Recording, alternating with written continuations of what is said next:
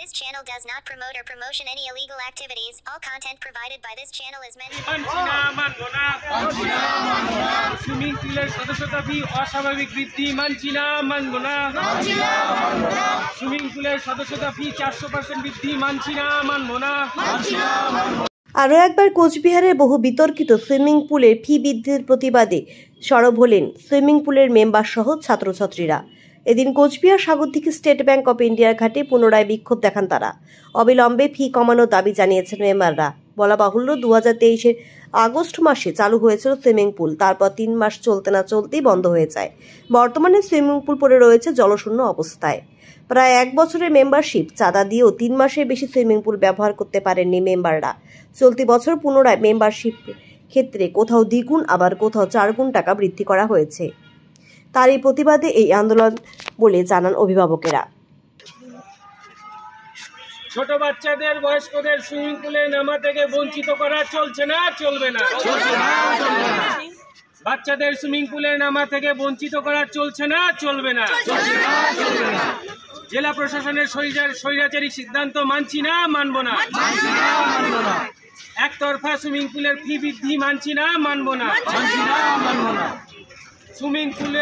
Swimming pool boycott করুন, boycott করুন, boycott করুন, বয়কট করুন। আমরা পুরনো সদস্যরা এখানে এসেছি একটা প্রতিবাদ কর্মসূচিতে। আমাদের সুইমিং পুলের সদস্যতা পদ 3000 টাকা থেকে বাড়িয়ে একদম 100% বাড়িয়ে 6000 টাকা করা হয়েছে। আর 5000 টাকার গোল্ড মেম্বারশিপ সেটা 25000 টাকা করা হয়েছে, হচ্ছে 400% বৃদ্ধি। আমাদের বর্তমান মুদ্রাস্ফীতির হার 4.83%, সেখানে 100% আর 500% করে সদস্যতা ফি বৃদ্ধি করা হচ্ছে এবং বাচ্চাদের, আমাদের কুচবিহারবাসীদের সুইমিং পুলের অ্যাক্সেস থেকে, সুইমিং পুলের নামা থেকে বঞ্চিত করা হচ্ছে। সেটা আমরা মানছি না। জেলা প্রশাসন অস্বাভাবিকভাবে কারোর সঙ্গে আলোচনা না করে স্বৈরাচারিকভাবে এই ফি বৃদ্ধিটা করেছে, সেটা কখনোই কাম্য নয়। এবং আমরা মনে করি কুচবিহারবাসীরা কেউ এত ফি দিয়ে কুচবিহারের মতো ছোট জায়গায়, একটা প্রান্তিক জায়গায় কেউ সেটা অ্যাক্সেস করতে পারবে না।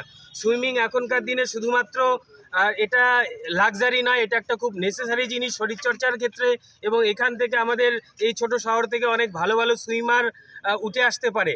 তাই আমরা মনে করছি যে আমাদেরকে বঞ্চিত করে এই যুব ছাত্রছাত্রী বা বাচ্চাদেরকে বঞ্চিত করে একটা খুব ভালো পরিবেশ থেকে বঞ্চিত করা হচ্ছে।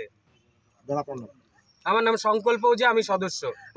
আপনারা এখন কি স্টেপ নিতে পারেন? আমরা জেলা প্রশাসনের সবার কাছে বারংবার ডিএম স্যার এবং এডিএম স্যার এবং অন্যান্য আধিকারিকদের কাছে গত 1 মাস ধরে সবার কাছে ছুটে বেড়াচ্ছি, সাধারণ নাগরিক হিসেবে আবেদন করে যাচ্ছি। তারা কোনো কিছুতেই কর্ণপাত করছেন না এবং উল্টে তারা আমাদের জন্য আবার রিঅ্যাডমিশন ফি লাগু করেছেন। আমরা অলরেডি মেম্বার, আমরা গত বছর পুরো ফি দিয়ে 3 মাসেরও বেশি সুইমিং করতে পারিনি। 3 মাস সুইমিং করে 1 বছরের ফি আমরা দিয়েছি।